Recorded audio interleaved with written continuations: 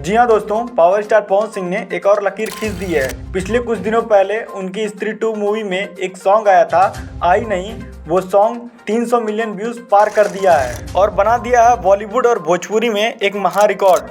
अब कहाँ है खेसारी लाल यादव? आइए टक्कर करिए, 300 मिलियन वाला गाना दीजिए। आपको तो बॉलीवुड में अभी मौका ही नहीं मिल रहा है। आप क्या ही कहेंगे इन सब चीज़ों के बारे में? वैसे तो लोग कहते ही हैं पावर स्टार पवन सिंह के गले में सरस्वती जी का वास होता है और उन्होंने कर दिखाया। उनका ये सॉन्ग आई नहीं 300 मिलियन व्यूज पार कर दिया है और हो सकता है 2025 आते आते तक ये 400 मिलियन भी पार कर दे। लेकिन एक बात तो है, पावर स्टार पवन सिंह खेसारी लाल यादव की तरह लाइव आकर खुद को शाबाशी नहीं देते।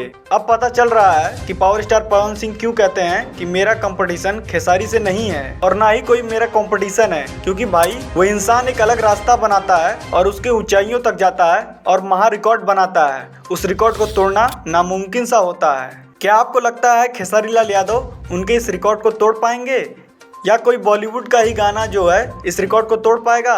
तो चलिए आज के लिए बस इतना ही। मिलते हैं आपसे नेक्स्ट वीडियो में। हमारी वीडियो पसंद आई हो तो लाइक शेयर सब्सक्राइब करना ना भूलें।